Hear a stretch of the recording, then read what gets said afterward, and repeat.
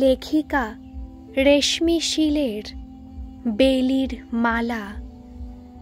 ভোরে ঘুম থেকে উঠে স্নান সেরে শাশুড়ি মায়ের লাল চওড়াপাড় তসরটা পরে মন্দিরে পুজো দিয়ে বাড়ি ফিরতে ফিরতে 9টা বেজে যায় রমিতার। আজ পয়লা বৈশাখ, মন্দিরে অসম্ভব ভিড় ছিল। তাও ও যেহেতু একটু ভোর ভোর গেছিল তাই বাঁচোয়া। বাড়ি ফিরে দেখে বর বারান্দায় বসে পেপার পড়ছে। ছেলে মেয়ে এখনো ঘুম থেকে ওঠেনি। ও ইতস্তত করে জানতে চাইল, কি গো, চা খেয়েছ? সঞ্জয় পেপারটাকে একটু ঝাঁকিয়ে নিয়ে ওর দিকে না তাকিয়েই বলল, না, কে বানাবে শুনি? কেন, টিনাকে তো একটু ডেকে বলতে পারতে। কলেজে পড়া মেয়ে বড় হয়েছে, বাবাকে 1 কাপ চা করে দিতে পারবে না? ওটাই বাকি আছে। ও তাড়াতাড়ি ছেলে মেয়ের রুমে গিয়ে বেশ একটু চেঁচিয়ে বলতে থাকে, টিনা, এই টিনা, কি রে, 9টা বেজে গেছে, এখনো ঘুমাচ্ছিস? কেন, উঠে একটু বাবাকে চা বানিয়ে দেওয়া যায়নি? জানিসই তো আমি থাকবো না, মন্দিরে যাব। মালতী দিও আজকে একটু দেরি করে আসবে, কাল তো বলে গেছে।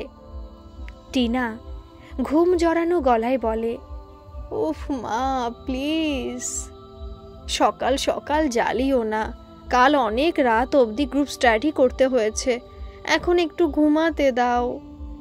ও এবার ছেলের গায়ে হাত দিয়ে ডাকে, রনি ওঠ, কত বেলা হয়ে গেল দেখ তো।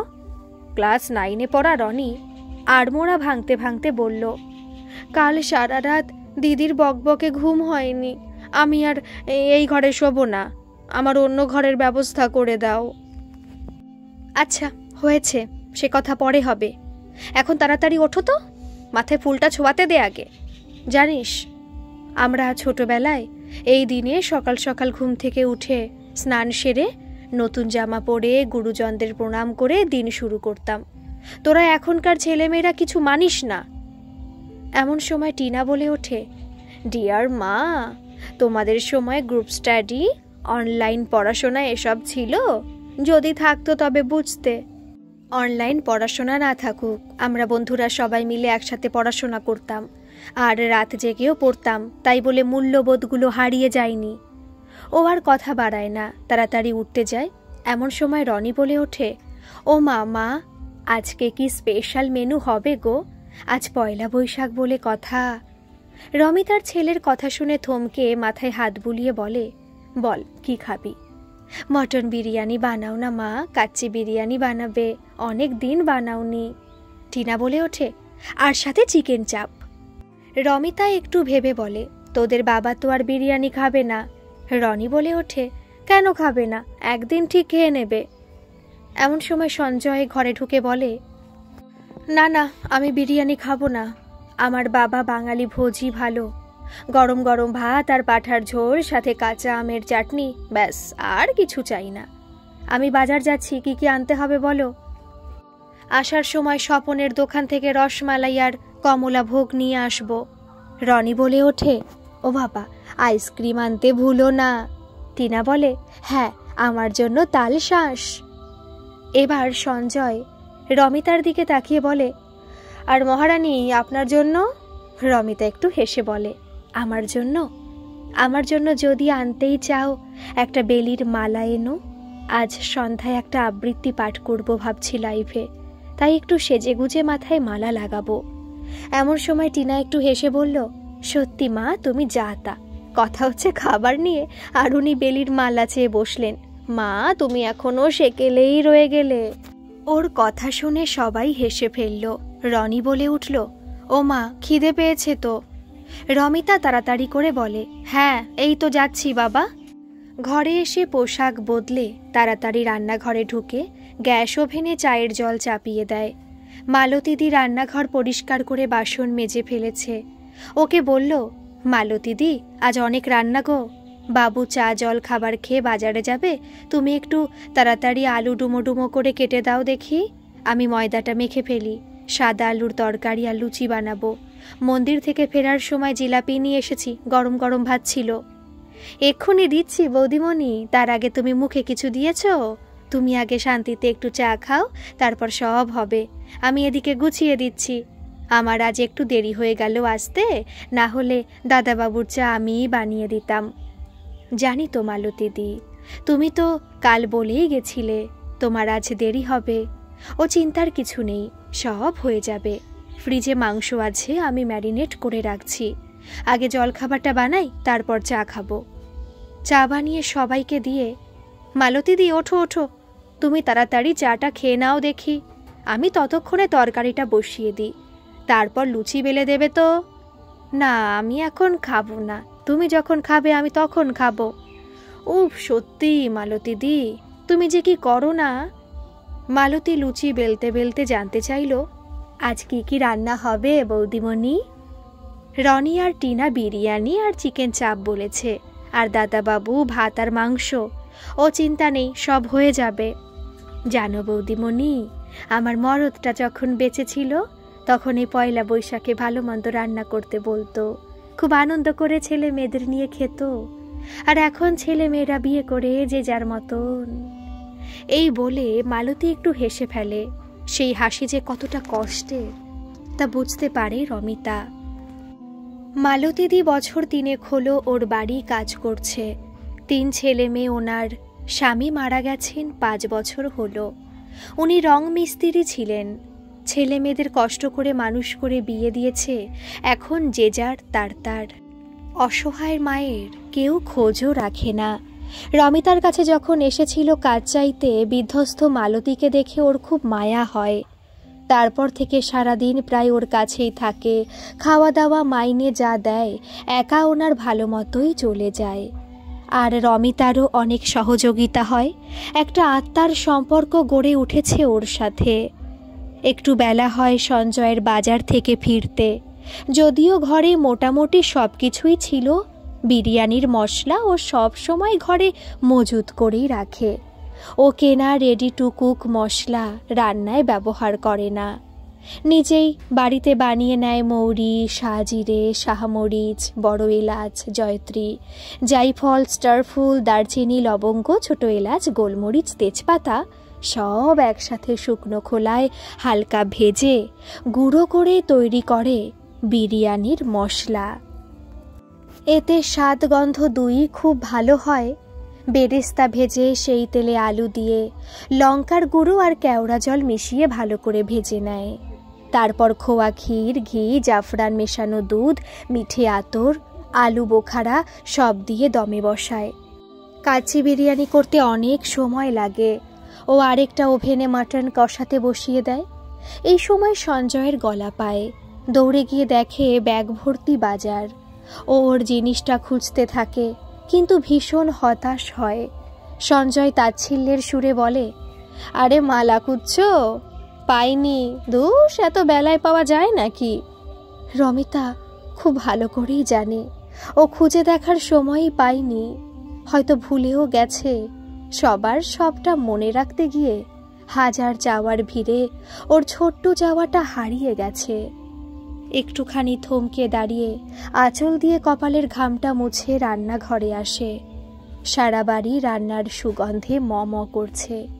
সঞ্জয়ের জন্য কপিস কষা মাংস তুলে রেখেছে। ও চিকেন একদম পছন্দ করে না, মাটন খুব ভালো খায়। সঞ্জয় হাত পা ধুয়ে জামা কাপড় ছেড়ে ফ্যান চালিয়ে বসল। উফ, আজ সাংঘাতিক গরম পড়েছে। একটু যদি ঝড় বৃষ্টি হতো বেশ ভালো হতো। এমন সময় কষা মাংসের বাটিটা ওর হাতে দেয় রমিতা।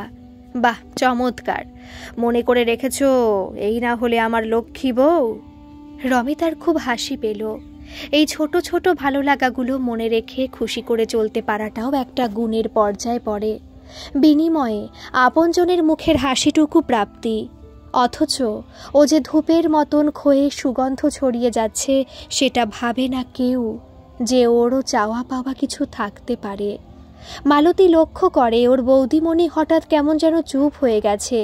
ও জিজ্ঞাসা করে, কি হয়েছে তোমার? কিছু না গো। সংসারের আবর্তে সকলকে খুশি করার দায়ভার একমাত্র নারীদেরই থাকে, আর তাদেরও যে একটা মন আছে সেটা কয়জন বোঝে। মালতী এই কয় বছরে ওর বৌদিমণিকে খুব ভালোই চিনেছে। সরল সাধাসিধা পবিত্রতার মূর্তি ওর বৌদিমণি। ওনার শরীরে খুব মায়া, ওকে কত যত্ন করে। ও যে কাজের লোক তা মনেই করে না, সবার সব দিকে নজর। ছেলে মেয়ে স্বামী তাদের কখন কি প্রয়োজন সব দিকে পুঙ্খানুপুঙ্খ খেয়াল রাখে। তারপর নাচ গান আবৃত্তিও করে। কি সুন্দর বৌদিমণির গলা! যখন গান করে, কবিতা পাঠ করে, মালতী অবাক হয়ে শোনে। খুব সাজতে ভালোবাসে, মাথায় বেলির মালা প্রিয়। তখন ঘর মুছতে মুছতে টিনা দিদিমণির মাকে নিয়ে কৌতুক করাটা শুনেছে ও। হয়তো দাদাবাবু মালাটা আনেনি। ওনার গুণের কদর কেউ করে না। ছেলেটা যাও একটু মা ঘেঁষা, মেয়েটা তো একদমই না। এত বড় মেয়ে কিছু করতে পারে না, মাকে কোনো রকম সাহায্য করে না, উল্টে হাসাহাসি করে। তবু বৌদিমণির জন্য ওর খুব মায়া হয়। হঠাৎ রনির পেছন থেকে এসে জড়িয়ে ধরে। ও মা, হয়নি চাপ এখনো? দেখি, টেস্ট করি। রমিতা একটা বাটি করে কপিস দিয়ে বলে, যা, দুই ভাই বোন মিলে খা। দুপুরে খাবার সময় রান্নার প্রশংসায় পঞ্চমুখ সবাই 100 দিল। সত্যি পাঠার ঝোলটা যা বানিয়েছ না, বড় বড় রেস্টুরেন্টের শেফ ফেল করে যাবে। রনি বলল, ও বাবা, একটু বিরিয়ানিটা টেস্ট করে দেখো। মা, তোমার জবাব নেই। টিনা বলল, বাবা, মাকে কিন্তু ইন্টারন্যাশনাল কুক বলা যেতেই পারে, তাই না? মা, এক কাজ করতে পারো, ওইসব ফালতু আবৃত্তি পাঠ কবিতা না লিখে রান্নার রেসিপি লিখে বই ছাপাতে পারো তো। রমিতা এইসব কথাকে বিশেষ আমল দেয় না। হঠাৎ সঞ্জয় বলে ওঠে, ওহো, বলতে ভুলে গেছি, আজ বাজারে মলয়দার সাথে দেখা। ওনার বাড়িতে আজ সন্ধ্যায় জলসা বসবে, রাতে খাওয়া দাওয়া আছে। আমাকে অনেকদিন আগে ফোনে বলেছিল, ভুলে গেছিলাম। আজ দেখা হতেই মনে পড়েছে, ওখানে যাব। রমিতা বলে ওঠে, টিনা, রনিরও তো পলাশদের বাড়ি নিমন্ত্রণ, তাই না? হ্যাঁ, যাব তো।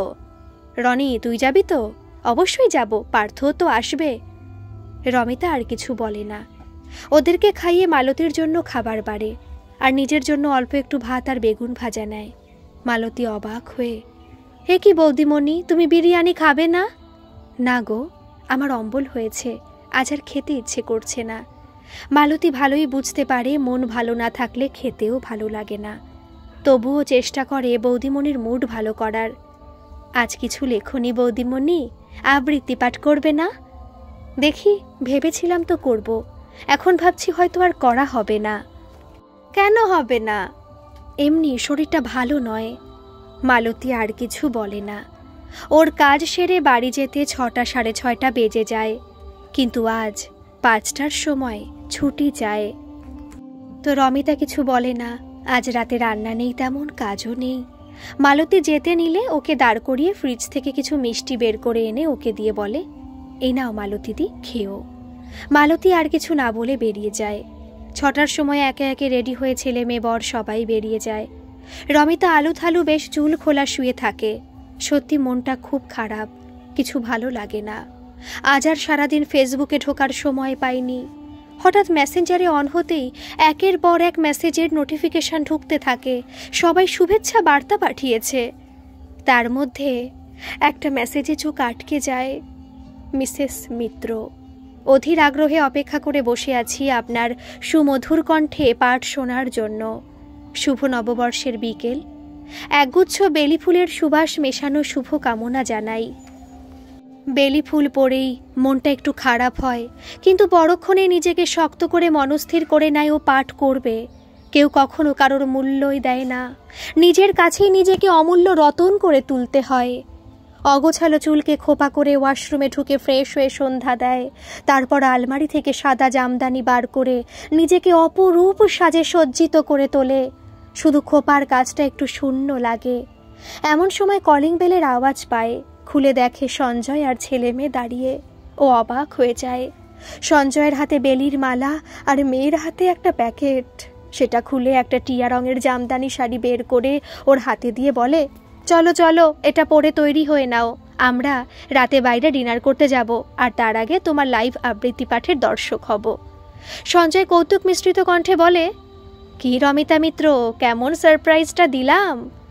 রমিতার মুখে কথা সরে না। দু চোখ হঠাৎ কেমন যেন ভিজে গেল।